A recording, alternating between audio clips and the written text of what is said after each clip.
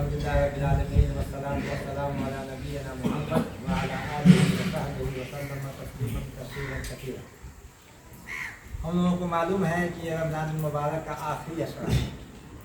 आज 26वीं तारीख और 26 रोज़ा आज हम लोग का अल्हम्दुलिल्लाह मुकम्मल हो रहा है। इस आखिरी अशरे में बहुत सारी चीज़ें थी जो कुछ बताई गई, जिसमें से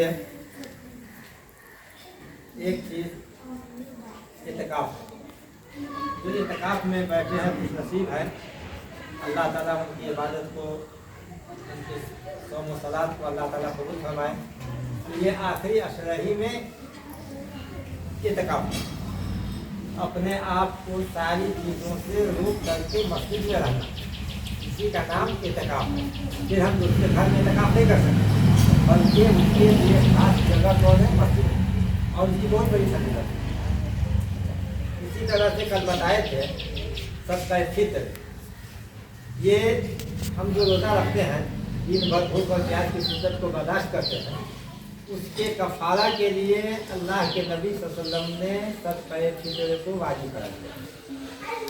अच्छा, कोई एतराज़ कर सकता है कि ठीक है हम रोज़ा रखते हैं तो हमसे कोई ना वो बात निकल जाती है, कोई गलत चीज़ निकल जाती है, कोई बात हम किसी को कह देते हैं। लेकिन वो बच्चे जो छोटे हैं या ईद की सुबह में पैदा हुए हैं, उनका क्या है? तो नहीं, अल्लाह के नबी सल्लल्लाहु अलैहि वसल्लम ने सारे लोगों पर, चाहे वो मालदार हो या गरीब हो, राजा महाराजा हो, कोई भी हो, या गरीब से गरीब हो, गरीब तबके का हो, उसके ऊपर भी अल्लाह के नबी सल्लल्लाहु अलैहि वसल्लम ने एक साथ नाप होता था पहले, आज भी है अरब ममालिक में नाप होता है एक साथ, जिसका वजन 2.5 किलो यानी 2.5 किलो या उससे थोड़ा ज़्यादा होता है। तो उसमें खाने की चीज़, चाहे गंदुम हो, गेहूँ या चावल या इस तरह से जो भी चीज़ मयस्सर हो, उसको अदा करना हम लोगों के लिए वाजिब है। और इसका वक्त ईदगाह जाने से पहले तक का है, यानी जब हम ईद की नमाज़ पढ़ने जाते हैं उससे पहले। और अगर ये सोचेंगे कि ईद की नमाज़ पढ़ के आएंगे हम सदका फित्र निकालेंगे, तो नहीं होगा। वो सदका होगा, ठीक है, आम सदका खैरात जो कहते हैं ना, वही होगा। तो इस पर हमें अमल करनी चाहिए। हम करके मुस्तहिक है उसके, लेकिन अपने तरफ से भी, अपने बाल बच्चों के तरफ से भी सदका फित्र निकालना वाजिब है, जिसके घर में एक वक्त का खाना है।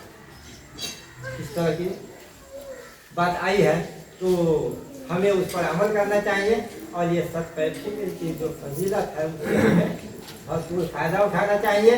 और अल्लाह ताला से दुआ है कि अल्लाह तबारक तआला हमारी नेकियों को कबूल फरमाए, और जो आने वाले चंद अय्याम बच गए हैं, चंद दिन बच गए हैं, इससे अल्लाह ताला को भी अदा करने की, उससे हमें रोज़ा रखने की तौफीक अता फरमाए।